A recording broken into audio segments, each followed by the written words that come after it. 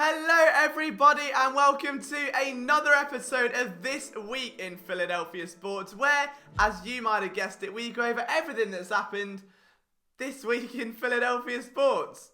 Again, if you're new to the channel, hello, how have you been? Welcome to the chaos. Hopefully you stick around and hit that subscribe button, and there's never been a better time to do so. 3 reasons why, alright? A bit like 13 reasons why, but with a bit of a happier ending. Number 1, we're giving away a Travis Fulgham jersey this week, and all details will be revealed in tomorrow's film breakdown, which predictably will be on his 152-yard outing, so you won't want to miss that. Plenty of fun stuff coming up. Reason number 2 is that we are on the mission to create the biggest Eagles group chat on the planet. We have nearly got 200 of you already, and if this sounds like something you want to be a part of, there's a link in the description below. We've partnered with Flick specifically because they've recognized you guys, our community, as being the best Eagles fans on the planet, and they think we have what it takes to take down their Dallas Cowboys group. So all we want to do is bring as many Eagles fans together in one place, and there is no better feeling than having a group chat full of Eagles fans. We've all had it, where we go into a group chat full of emotion after a game, and none of our friends care about what we're saying.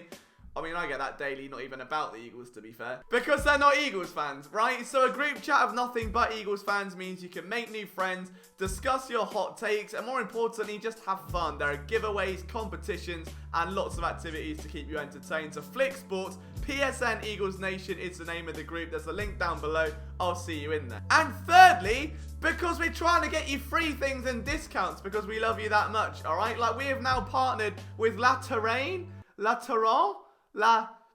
the watch company, to get you guys 10% off any order you ever make. All you've got to do is put the code PSN10 at checkout and you get 10% off your watch, okay? So in the run up to Christmas, when you're shopping for some gifts, 10% just for simply existing and supporting the boys, alright? We love you. Don't know why I'm so overwhelmingly positive today. Is it because you guys are the most wholesome community? It surely can't be the Eagles, or can it? Like, if I compare how I feel today to how I felt this time last week, I feel better about the Eagles right now than I did when I was making this video 7 days ago, and that feels odd to say. It's like saying you feel better after a slap in the face and a kiss on the cheek, but some of us were born in the fire, okay? And I really think that the Eagles showed more promise in that loss than they did over what was an absolutely unbelievably unlikely win.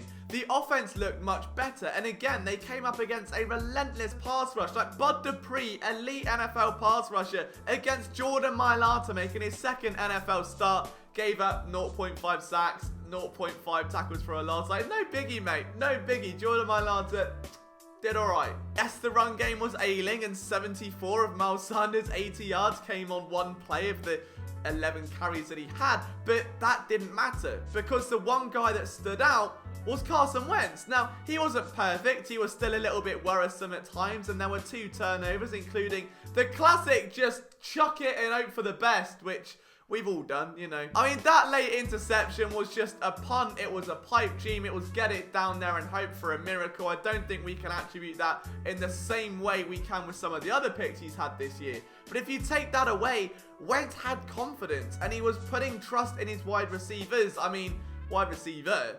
The one guy making a big impact, of course, was Travis Fulgham, 152 yards and a touchdown. Former 6th round pick of the Detroit Lions, who has stolen just about everyone's heart at this point. But Wentz was throwing balls into tight windows. Boys, this is a family channel, come on. But although Wentz was doing that in weeks prior, he was doing it over and over again. He wasn't going to be knocked off his perch. He wasn't going to be scared off of playing his game. And it showed. He was allowing his receiver to make a play. Wentz was still missing passes, okay? There was a couple to Zach Ertz that were misfires, and there was one to Miles Sanders, and John Hightower, he missed by a couple of feet. But when you've got Hightower, and I hate to say this as a Hightower stan, having like a cornhole board, I do my research, for hands as he's just swiping at a ball as it goes through him in the end zone. And then you've got other plays with JJ Arcega-Whiteside in weeks before, or other receivers in weeks before that just not making the play. Having one guy like Travis Fulgham go up and snag everything out of the air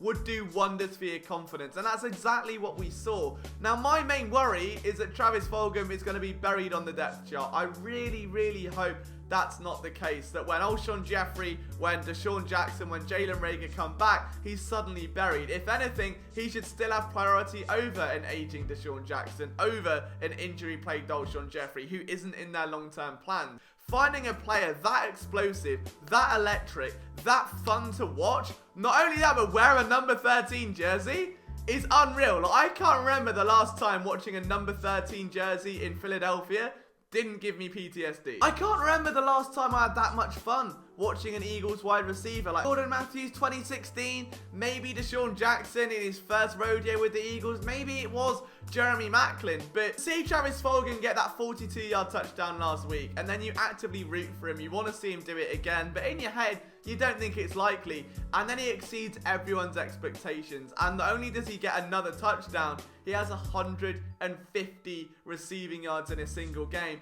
It's amazing. Like, the Eagles have found a real talent there. But Travis Fulgham is balling out, and I cannot wait to break down the film. Like, watching Travis Fulgham ball out on Sunday was more fun than when you're a kid on a bouncy castle, not a care in the world, yeeting around, RKOing your friends, pretending you're the WWE champion. Like, what more could you want? Again, not all of it was fun, and we do have to take a bit of a turn because I don't know where Zach Ertz is right now. Like, it's very worrying. Like, I know there's the whole contract negotiation thing, and we don't really know where the Eagles stand with him. Are they going to pay him or not? The fact he was very transparent and went public with it surely shows that it's on his mind, or at least playing a factor. But after an off-season where Kittle and Kelsey were paid, and a year where Reagor, Goddard, Jackson, Jeffrey are all down, surely this is the year where Zach Ertz will go, you haven't paid me yet, this is on you, this season's for me, and he's going to go for 1,200 yards, blow the league up, prove he does belong in that elite company, and absolutely set the NFL on fire.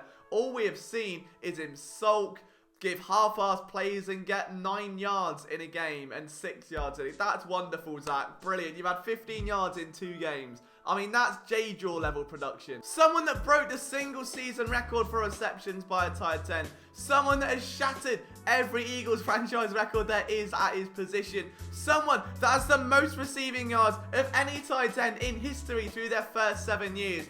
Just not being asked and not caring, and I don't know where that's come from, and I'm happy that Wentz has found solace in Travis Fulgham, but something's got to change with Ertz. And that leads us to the defense, and the man that we all need to talk about here, well, 2 of them, Jim Schwartz and Nate Gerry. The only man excluded from criticism on this defense today is Darius Slay, and I hold my hands up. Do you know what? I was very critical of Darius Slay this offseason after watching that 2019 Lions tape and a total lack of effort when it came to tackling. Little did I know, Darius Slay would then drink 4 cans of Monster before a game, turn into Brian Dawkins, and deliver a death-defying hit like he was jumping off of a 15-foot ladder doing a swanton bomb. Get where Darius Slay's nastiness as a tackler has come from. I'm very glad it's here. I'm now a little bit scared of him. I feel like if I walked into Darius Slay in an alley, he might beat me into a bloody pulp, and that's a good feeling.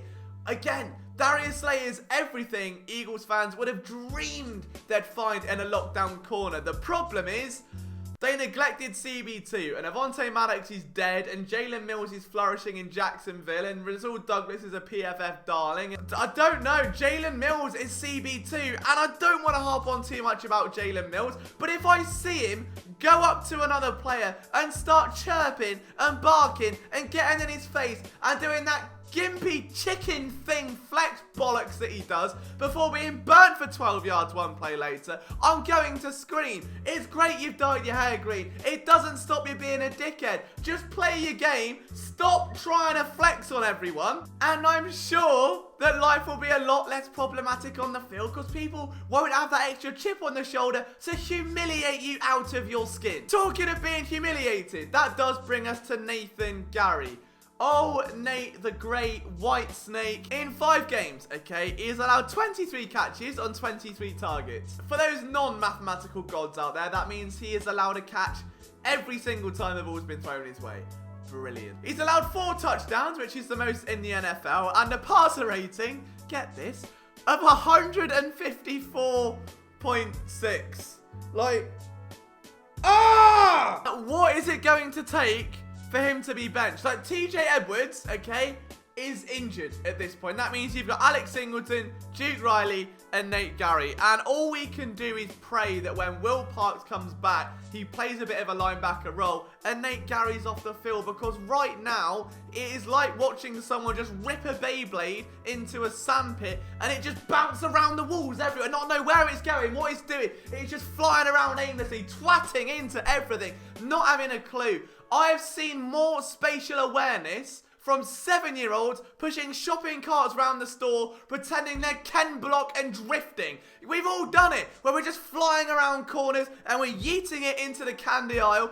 And the cheek of him to wear a tinted visor and go out there like he's some defensive hero and then run into his own he ran into his own teammate. He ran into his own teammate, and I cannot live this down. It's not even like they're financially tied to him, is it? It's not even like they're paying him a significant amount of money. There is no reason. It's not even like he was a high draft pick. There is no reason for them to be constantly throwing Nate Gerry out there. Like, how bad must Davion Taylor be for Nate Gerry to be starting and playing every single snap? That's what I can't get my head around. It's either Davion Taylor is terrible or Nate Gerry's dating the daughter of Jim Schwartz or something. Like, I don't know. It's really weird. We're going to move on to the Philadelphia Flyers, who of course experienced the draft this past week, where they have 5 young new prospects making their way down to Lehigh Valley to strut their stuff, get involved in the system, and see what the future holds. The first pick, of course, Tyson Forster, a centre out of the OHL, had a pretty good campaign in 2019, registering 80 points. But the one player I'm very excited to see was second-round pick Emil Andre, who's a left-handed defenseman and plays like an absolute freight train. Now, it's a little bit smaller than some people might expect, but he hits like an absolute shot out of a cannon. It is unbelievable. Like, I think he's got a lot of offensive prowess. 38 points in 40 games with 27 assists. I can't wait to see what he can do in the long term. And when you lose a player like Matt Niskanen, when you're looking at that defense maybe changing a little bit and they're trying to bring in new guys like Gustafsson, the free agent who signed today, who brings that offensive prowess, having that physicality on defense and someone to just yeet themselves into opponents, I like it. I think this guy's got a high ceiling. I'm excited to see what he can do.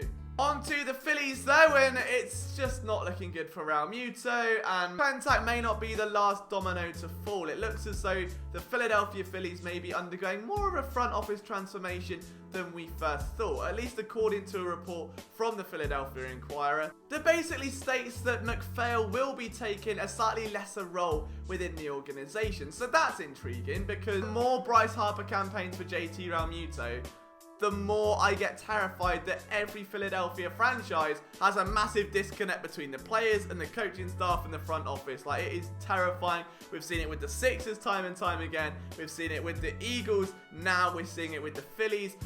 I just hope the Philadelphia Union are okay, because they're legitimately the most wholesome team in the city right now. And on that note, one of the kings of the MLS right now, they're flying up the Eastern Conference. Just want to shout out John Zapata, our writer. He was chosen by the Union to host a watch-along Zoom call, part of the Hispanic Heritage Month. I love that for John. He's busted his ass off at PSN and for what he does with the El Pasero YouTube channel. Make sure you're checking him out down below. Big love for you, man. Love seeing you kill it, and the Union just keep on rolling. They had a 2-1 win over Montreal. He failed to make an impact, to see what a bloody Montreal, isn't it? And the Union are now second place in the Eastern Conference, just 3 points away from Toronto FC, who of course they previously dropped points to. So there's a lot to play for. We're only 17 games into the season, but the U are looking great for you and I. As for the Sixers, no real news this week, but I did just want to say that our man Zach has interviewed prospects Lamar Stevens and Grant Riller over at phillysportsnetwork.com, and there's a good chance that the Sixers are locked into Riller at the end of that first round. There's been a lot of communication between Riller, his agent, and the organisation, and there's a very insightful piece about that process, if you pardon the pun, over on our website, so make sure you go check it out. But on that note, guys, thank you so much for taking the time out of your day to watch this video. I hope you've enjoyed it. From myself, Liam Jenkins, make sure to join our Eagles group chat down below. Use the code PSN10 on any La Torrent purchase, and we'll see you soon.